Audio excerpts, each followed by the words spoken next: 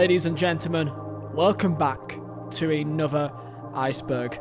We are at the dawn of a brand new segment in history, and it does feel like we've been treated quite well in recent years due to COVID. Obviously, the last European Championships was done in 2021, and then there was the World Cup only a year or so later, of course, done at Christmas. So now, a year and a half later, we are back again for another major international competition, which for many people is the second best international competition in the world. People can maybe add in Copa America, but I think we all know it's the Euros. You guys should already know by now the rules of the Iceberg. This time, it will not be as intense as the previous ones, as the deeper we go, the more crazier, the more rarer, the more darker the stories will get. So comment down below, who do you think will win the Euros this summer in Germany? Make sure to drop a like. 5,000 likes will be amazing, and also subscribe if you're new. 60% of you guys are not subscribed to the channel.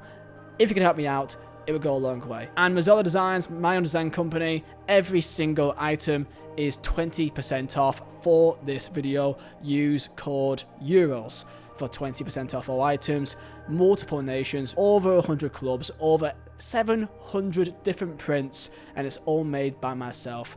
I'm very proud of it. So link down below top of the description. And yeah, let's begin.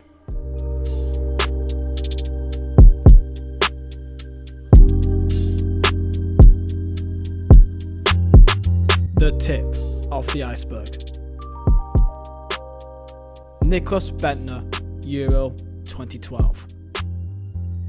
This incident was really what sparked this video in the first place, and it has to be the first thing we go through. Lord Nicklas Bendtner, of course, the Danish striker. In the group stage, Denmark played against Portugal, and Nicklas Bendtner went on to score a goal, a really big goal for Denmark, and was a great moment. However, his celebration was a rarer one, to say the least, as Nicklas Bendtner was fined 100,000 euros and also received a one-match ban after pulling down his pants to show his underwear, advertising the bookmaker Paddy Power. He was never aware the fact that it was seen as unauthorized sponsorship and is a finable offence. As quoted by Bendtner, "I didn't think people would care, and I didn't think the fine would be higher than ones given for some players for racism," which, in fairness, is a solid point, which completely opened up a can of worms, as later on that same day of the tournament,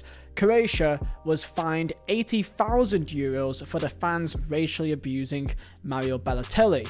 We will go into that later on in the video. So to clarify, showing underwear with Paddy Power is a more serious and finable offence than racism. England v Iceland 2016.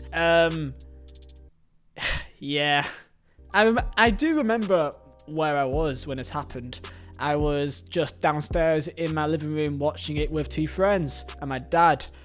And if you do actually want to go and look at my reaction to this game, it wasn't live, but it was directly afterwards, then my reaction is still on YouTube now and is on the screen as I'm currently talking. Yeah, England v Iceland. Potentially the biggest upset in major international history. And I don't think I'm being too far by saying that. England, one of the greatest historic founders of the game, with one of the greatest leagues, was beaten by a nation with a population roughly sized to the borough of Croydon, which is a small little area in London. Iceland prior had no history of tournament football, was brave, played with courage and togetherness, which was abundantly clear to be much more than what England showed. Prior to this tournament, Iceland was 133rd in the world. Roy Hodgson, that was manager, said after the game, "I don't really know what I am doing here." The Panenka.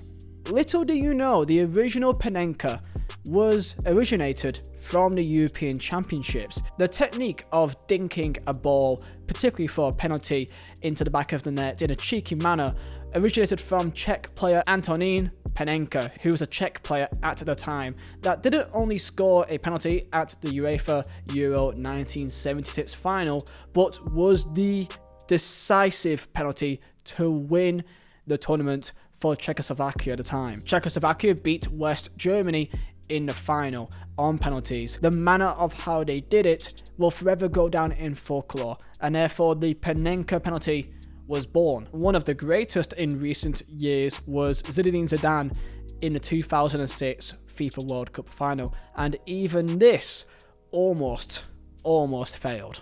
Ronaldo Euro 2016. It wouldn't be a Euros video without talking about Ronaldo, and especially that Euro 2016 campaign, where people do forget when speaking about Ronaldo about the fact that he's won a European Championship, typically don't mention the fact that he was injured very early on in the game.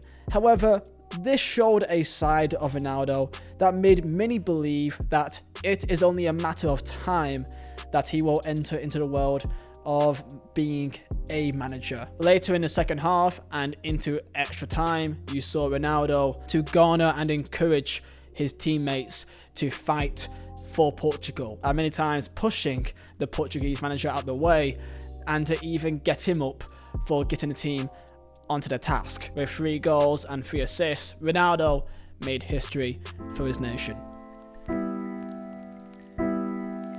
The surface. Turkey v Croatia 2008. Potentially the most remarkable ending of maybe any game in European Championship history. Croatia played Turkey in the Euro 2008 quarterfinals with a quite intense game for the vast majority, with a lot of what was deemed as the golden generation before the golden generation for Croatia. Little did they know what they were going to achieve in multiple years. However, the game was tense for the vast majority, Croatia being the better side for the good chunk of it, and they almost got what they felt like they deserved. In the 119th minute, Klasnic scored what was deemed to be the winner. Incredible scenes, and Turkey, who was behind for a good chunk of the game, felt like they were finally beaten. And suddenly, one of the most incredible moments happened, where in the 122nd minute, immediately a long ball went up for Turkey, and Turkey went on to score immediately afterwards. The Turkish number 9 sent Turkey wild and caused a lot of controversy, with all the Croatia players, officials, journalists, media. The entire lot was demanding answers from the 4th official and the referee, demanding that the game should have been blown for full time way before Turkey's equaliser. Of course, Turkey went on to win that penalty shootout, and a famous semi-final for Turkey awaits at Euro 2008. England v Spain 1996. Euro 1996, held in England. Football was truly coming home. It finally had to be time for England to show up and to win silverware back on home turf. Its coming home was blasted in the speakers of every radio in the nation. However, one game came out to be one of the most controversial, and it happened between England and Spain in the quarterfinals. At Wembley, the game ended 0-0. However, this 0-0 was vastly different to many others, where Spain had the ball in the back of the net 2 times and saw at least 3 separate strong penalty claims waved away by the referee at the time. 5 different occasions appeared to go against their favour, with replays showing Julio Salisnas had timed his run perfectly in the first half, where his goal was deemed offside. Spain went on to lose that quarter-final 4-2 on penalties, where Julio Salisnas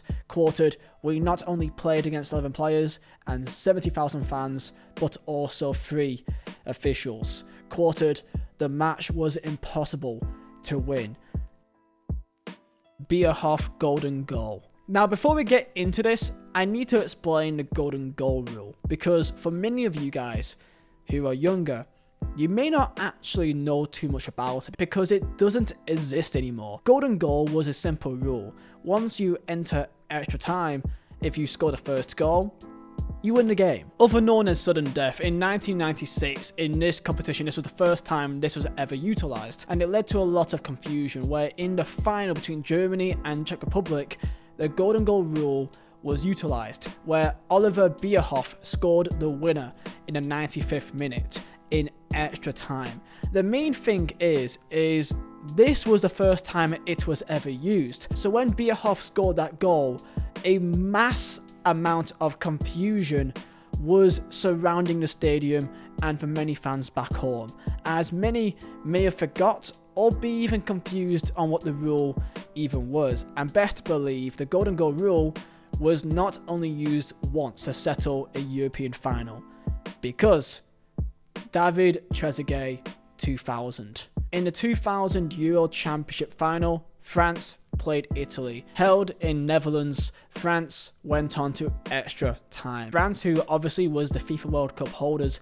at the time, was looking at becoming one of the first nations to hold the World Cup and the European Championships simultaneously. David Trezeguet was subbed on in the 76th minute and went on to score in the 103rd minute in golden goal extra time, making it not only once but twice a major European final was settled by the golden goal rule. This caused multiple amounts of controversy, with many deeming it being an unfair and very harsh way to decide the winner of a major international tournament. Wales, Euro 2016. Pretty much here, mainly because if I don't put it in here, then I'm gonna get a lot of Welsh people shouting at me. So here you go, boys. This is your moment. Wales, after not entering a major international tournament for countless decades. In 2016, this was the first time in their history they ever qualified for the European Championship, and they did not go on to only make it out the group stage, but the round of 16 and also the quarterfinals, with the famous Cruyff turn by how Robson Cornu would solidify himself in Welsh football history. Unfortunately for them, it was not meant to be, where they lost 2-0 to Portugal in the semi-finals. Nonetheless, they would go home proud, and they would go home as heroes to the entire nation.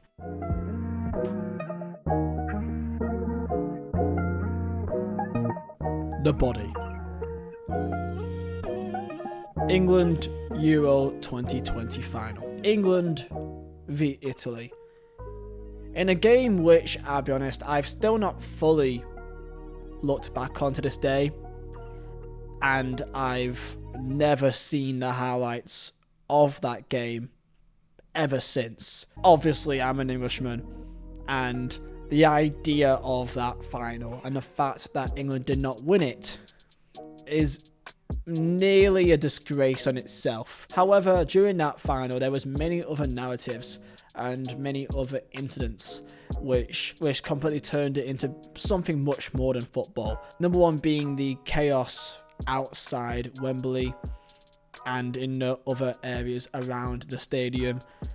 The complete chaos of fans just bombarding into Wembley Stadium. The destruction of many security areas around the ground, of many fans just simply storming the stadium to get in the ground. The idea of not being able to get a ticket for a European final. Keep in mind as well, this was during the COVID period as well, so tickets was even more limited and even harder to get than what they would have been prior, and that made a really bad look for the English game and for the English fans.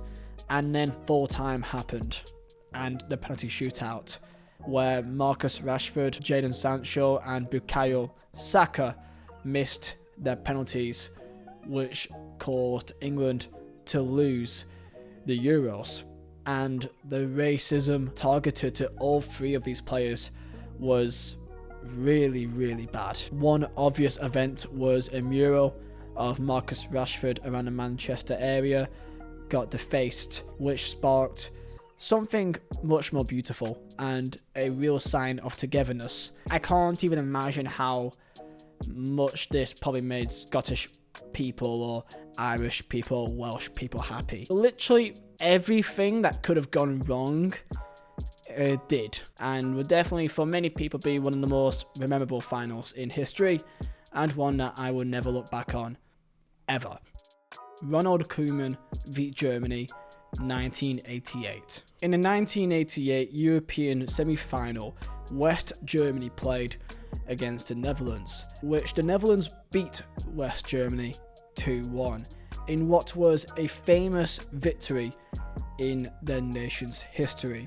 Off the back of the pain of losing to West Germany in the 1974 World Cup final, this still was raw within the nation. The memories of the Second World War still reigned as a major talking point throughout the entire campaign. Ronald Koeman equalised in the semi-final before Marco van Basten scored a 88th minute winner against the Germans. The entire Dutch nation erupted in jubilation.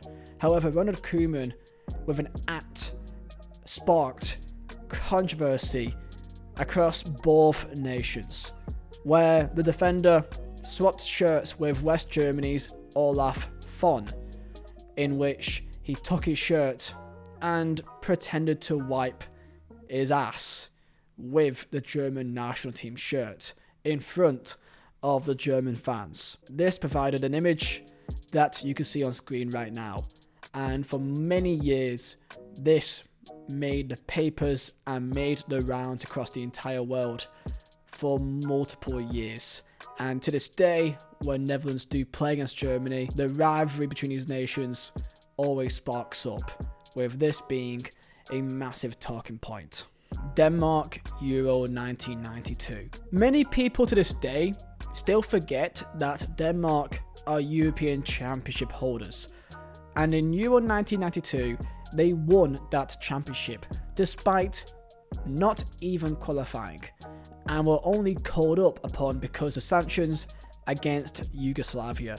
They were given only a week's notice to get a squad together for the championship, and less than a month later they were champions. This happened due to Yugoslavia at the time was in a state of civil war and were not allowed to take part in the tournament. Denmark failed to win their first two matches and managed to get themselves into the knockout rounds, eventually going through each stage to beat world champions Germany 2-0 in the final. The heroes of Denmark, Peter Schmeichel, Brian Laudrup, Henrik Larsson, a famous team of a nation that was never meant to be there in the first place, beating Jürgen Klinsmann's Germany. An achievement so remarkable that it may never be beaten again until 2004. Greece. Yes, you knew this was coming. Now, I didn't really know where to put Greece because everyone knows about Greece winning the Euros. However, because of the achievement was so remarkable, I didn't know whether to put them at the bottom or at the top or somewhere in the middle. So I decided for the middle. Greece winning the 2004 Euros is still regarded as one of football's most greatest achievements.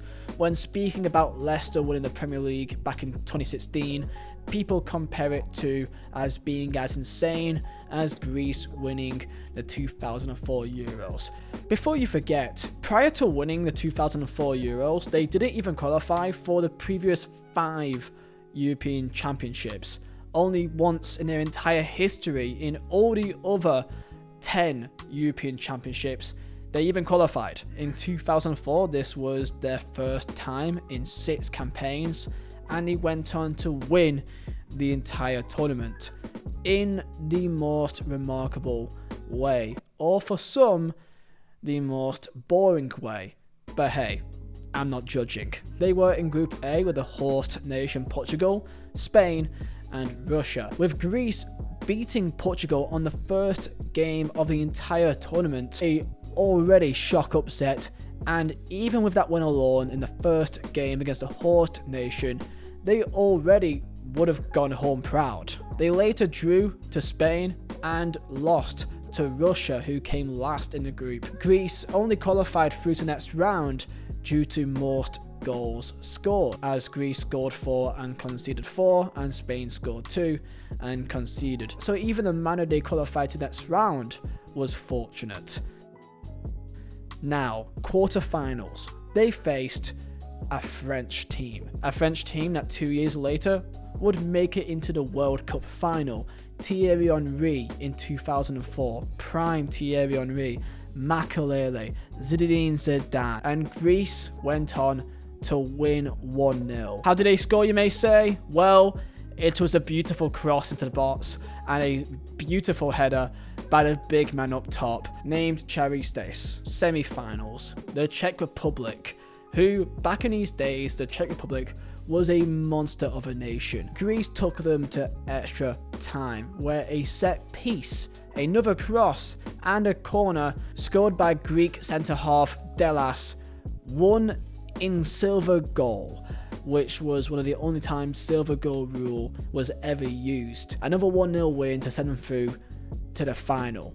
And then waiting for them was the greatest story of all, the host nation, Portugal. They won 1-0 again by another cross and another corner. It was that man again, the big number 9, Charistes, that scored the winner in the 57th minute by another set piece, and history was made for the entirety of Greece as he went on to win the Euros against Portugal on their own turf. I'm trying to think of what the comparison even is to, let's say, a team doing this in this tournament. This is like if Romania or Albania just went on to win the entire tournament. It's that level of stupidity. This may never be beaten ever again, I'm sure of it.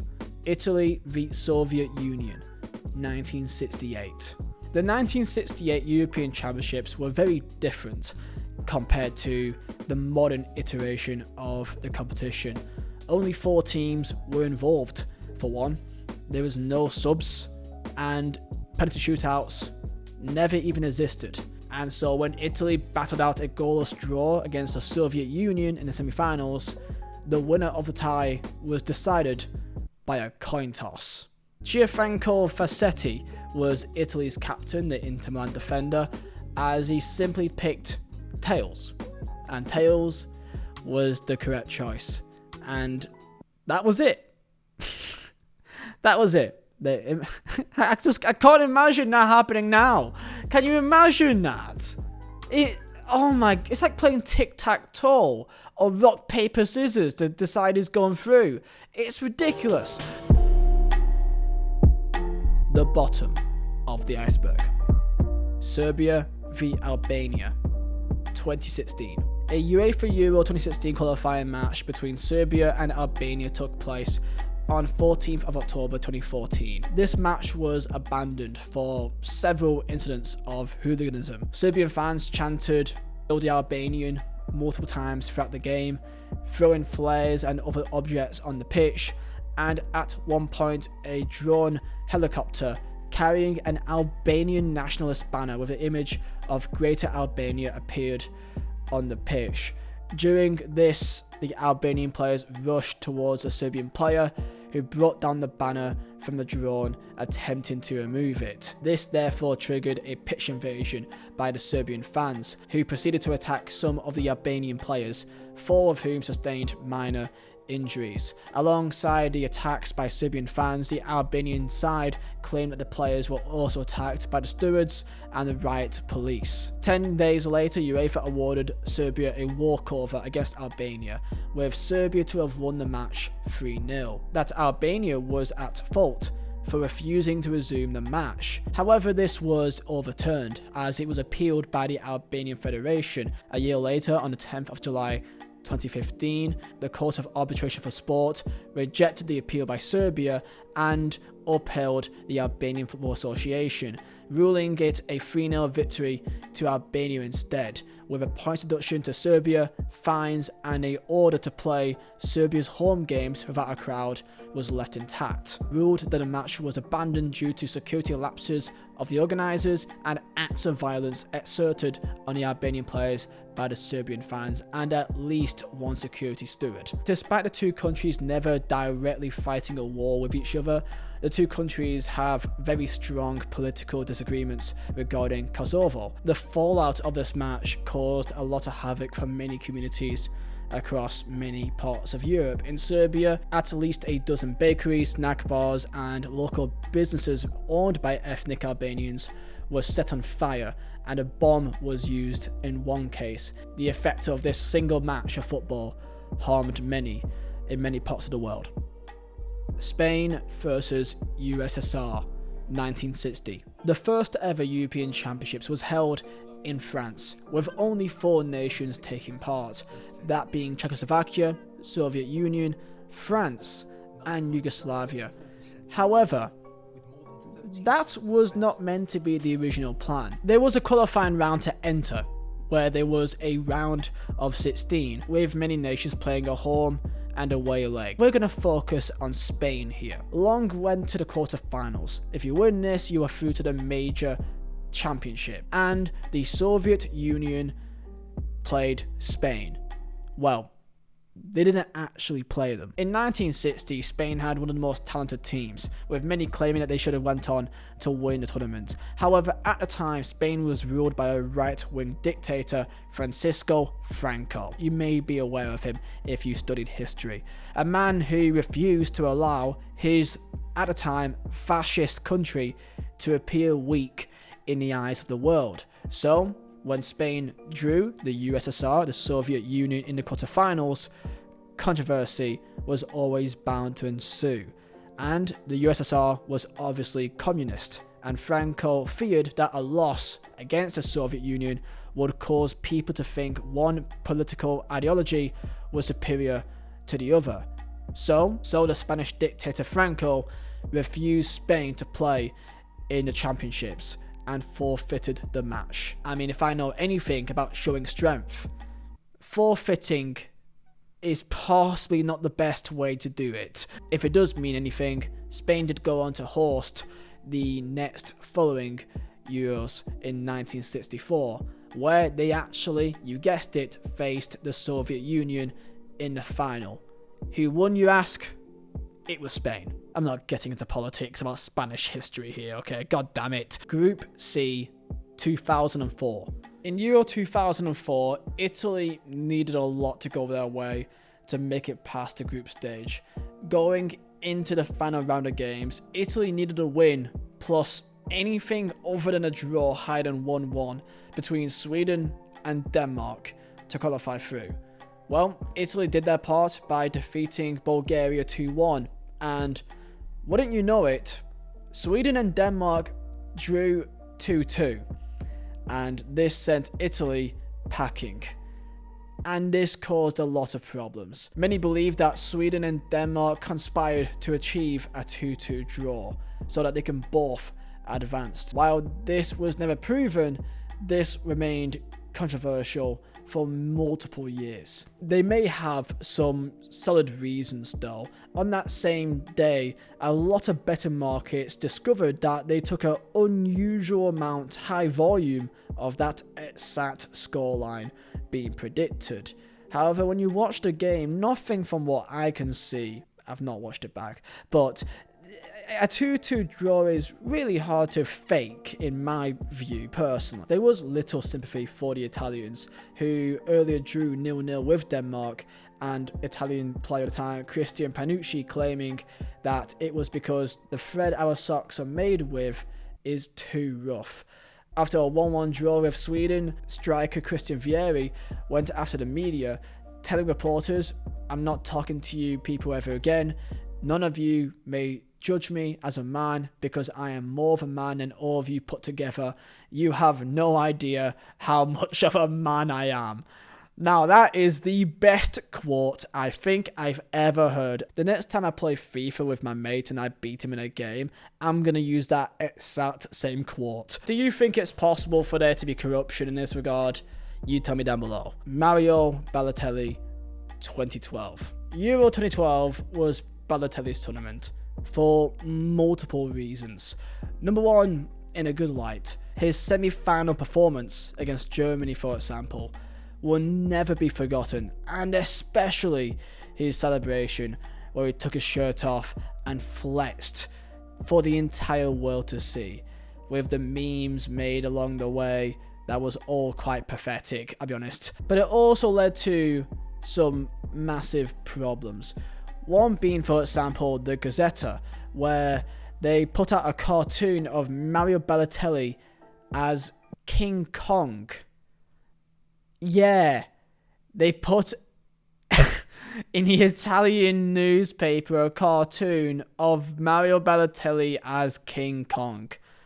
Are you kidding me? Mario Balotelli's inclusion in the Italian national team was quite symbolic on many levels, with many times before and afterwards with the views of the Italian ultras being made among the Italian national team, with simply put that Italy is for the Italians. I made an entire video about Balotelli, about his incredibly sad history with racism and racist attacks across his entire career on my channel, and the link is down below if you're interested. And this wasn't even the only incident during this tournament where he was targeted for multiple racist chants at the tournament as well, one including a massive incident against Croatia. Between Italy and Croatia in Group C, the Croatian Football Federation was fined €80,000. By the way, fined less than how much Nicholas Bendtner was for taking his pants off. The Croatian fans were fined racist abuse after monkey chants was heard and a banana was thrown directly at him. Croatia was also fined back in Euro 2008 for racist abuse from their fans during a game against Turkey, and alleged racist abuse also happened during a match between Spain and Italy and Russia and the Czech Republic in Euro 2012 as well. The Spanish fans group said some of its country supporters abused Balotelli against a game against Italy, and Czech Republic defender Fyodor Salesi told reporters he also had racist chants directed at him between their game between Russia and the Czech Republic. Balotelli was the main man of this tournament, sadly for some great reasons and for some awful reasons too. The Abyss. Euro 2012. Many controversies happened during Euro 2012, many more than you could have ever imagined. For example, here is an image of the Wikipedia page of the title Concerns and Controversies Related to Euro 2012.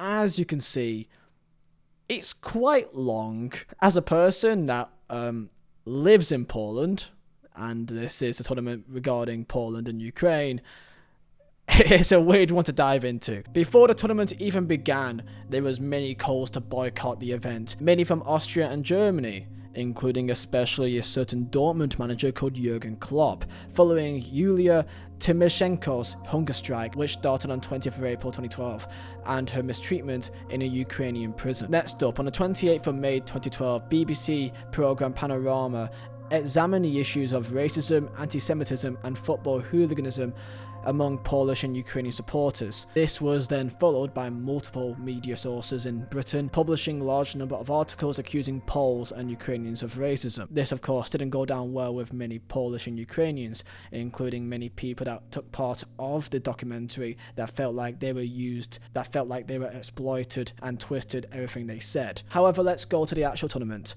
The first incident that happened was between Russia and the Czech Republic, where Russian hooligans were violent against Polish stewards, and around 30 Russian hooligans attacked these stewards. 4 stewards were rushed to hospital. 3 days later, between Croatia and Ireland, Croatian football fans attacked with the riot police in Poznan. This was a clash between supporters of 2 Croatian rival teams of Dinamo Zagreb and Split. Croatia was also later charged with racist chants and symbols against Mario Balotelli in the Croatia-Italy game, and were fined. 1 day later, a clash of Russian and Polish hooligans took place in Warszawa. This was organised by the Russian fans celebrating Russia Day before the Poland v Russia game. If you don't know, Poland and Russia don't like each other. 100 arrests was made and 10 people were hospitalised. Spanish fans were also accused of racism to Mario Balotelli between the match of Spain and Italy, with Russian fans showing similar behaviour against the Czech Republic towards Fyodor Salassi. In England, when Italy knocked out England in the quarter-finals, over 150 England fans attacked the Italian fans after being knocked out, with 4 arrests and 1 person sent to hospital. Ukraine also came under criticism for killing stray cats and dogs in order to prepare for Euro 2012, and just prior to the event 4 bombs went off in Ukraine, with at least 29 people were injured in what was described as a serious attack. This caused many more questions for the tournament to continue. So yeah, it was an interesting tournament. Oh yeah, by the way, Spain won, if you didn't remember, Euro 2016. So, there was many riots in Euro 2016 in France, and there were many recorded incidences between a multiple variety of fans. Shall we go through the list? Let's start with Marseille. On the 10th of June, English fans in Marseille clashed with police, with tear gas used to break up the crowd. 1 fan and 1 local man was arrested. Many English fans were claiming that the police were being unnecessarily confrontational and provoked further problems. Multiple bottles and items were thrown between the police and other fans, including Jamie Vardy's wife, Rebecca, hit by tear gas during the disruption. The next day, England played Russia. So you know how this is gonna go. The police again used tear gas and a water cannon to control the crowds. Immediately after the match that ended 1-1, around 150 Russian fans attacked and charged the England supporters, setting off flares and climbing over the fence to attack the England fans, attacking them with chairs and metal bars. Lille. German and Ukrainian fans clashed in Lille before the group stage game on the 12th of June. An additional 4,000 police were drafted in, and Russia and English fans clashed yet again on the 15th of June, requiring the police to use tear gas yet again before Russia's game against Slovakia. French riot police used tear gas and charged at hundreds of English fans as flares went off and fans were herded away by the riot police. A scuffle between English and Russian fans also broke out as they were in the same city, as that's where the group stage games are played, and at least 36 people was arrested between England and Russian fans, with 16 people hospitalised. Nice. On the 12th of June, violence broke out between French hooligans and Northern Irish supporters, who had both been drinking with their Polish counterparts in Nice ahead of a match between Northern Ireland and Poland. An attack later on was provoked by local French hooligans, with 6 Northern Irish and a Polish supporter injured, one of them seriously and hospitalised. 5 days later, several Spanish fans were also arrested for robbery with violence before the Spain v Turkey game in Nice. Before the Croatia v Turkey match on 12th of June, the PSG hooligan ultra group attacked groups of Turkish supporters during the match at the Parc des Princes, with the PSG ultra group holding banners saying Turkish fans are not welcome. In the hours before the 10th of July final between Portugal and France, there were clashes between fans trying to access the Eiffel Tower zone. By the end of the game, and Portugal beat France 1-0, fights broke out between fans outside the stadium, and it continued throughout the night. Cologne. On the 16th of June, Russian hooligans attacked 3 Spanish tourists in the German city of Cologne. The attack was apparently sparked when the Spaniards, 2 men and 1 woman, put stickers of anti-fascist slogans on a lamppost. The right-wing Russian group attacked them. During a match between Czech Republic and Croatia on the 17th of June, Croatian hooligans threw flares on the pitch, causing Mark Clattenburg to put the match at a halt. The fans then went on to fight between themselves with a steward struck by a firecracker. You may have noticed that Croatia has been involved a lot here, and that is on purpose. Between the Bad Blue Boys, the Armada Rijeka, and the Ultrasi, that was the three biggest ultra groups in Croatia, who purposely went to France in the idea to publicly embarrass the country, in an idea of revolt against the Croatian Football Federation. On the 19th of June, between a match of Albania and Romania, crowd trouble was attributed to fans from both countries. Supporters let off smoke bombs, thrown objects at each other, and invaded the pitch. And according to French authorities, one Albanian man hid a flare inside his ass. So it was quite fun. That's the list. Okay. Christian Eriksen, Euro 2020. This will be the last entry onto this video. I do thank you for your time and for sticking by me with this. Fortunately, for many of my icebergs, it does get really dark and really sinister at the end. However, the last one has got a happy ending, which I'm very happy to say. Christian Eriksen, the first match of Euro 2020 of the group stage between Denmark and Finland, in what was meant to be a joyous occasion in the city of Copenhagen, turned into a tragic day for the Danish Football Federation. While the game was 0-0, Christian Eriksen collapsed on the field in the 42nd minute as he was about to receive a throw-in, with captain Simon Kjaer was later credited for his response after placing him immediately into the recovery position and ensuring that he doesn't swallow his tongue.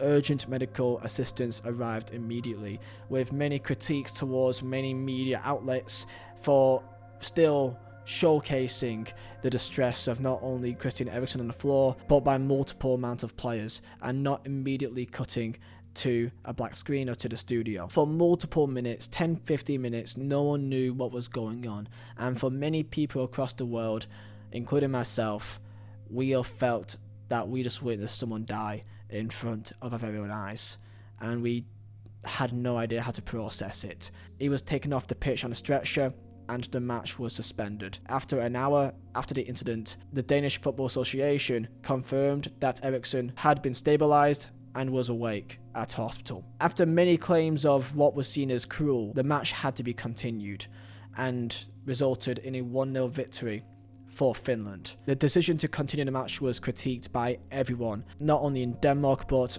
across the world, with claims that UEFA had threatened the Danish national team that a 3-0 loss will be reported if they refused to finish the match, leaving the players with no choice but to continue. The next day was confirmed that Eriksen suffered a cardiac arrest on the field, with Eriksen posting a picture of himself in the hospital saying he's fine under the circumstances. Denmark, of course, had to continue on that tournament no matter what, without one of their best players, and the mental scar that would have to damage a player would be unbelievable. They had to go and beat Russia to stand any chance. No team had ever qualified after losing their first two games, and Denmark managed to do it, hammering Russia and then beating Wales in the round of 16 and then beating the Czech Republic in the quarterfinals, being knocked out in the semi-finals to England in a very unfair manner that many people would believe. The likes of Kasper Schmeichel having lasers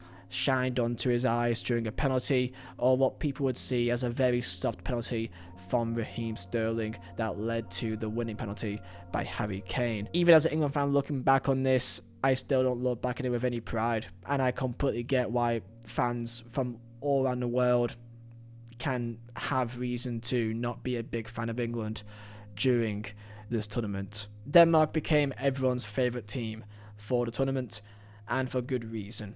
And I'm very happy that for once an iceberg of mine has an happy ending, as Christian Eriksen to this day is still playing football at the highest level, and that in itself is a miracle beyond anything that we could have ever imagined.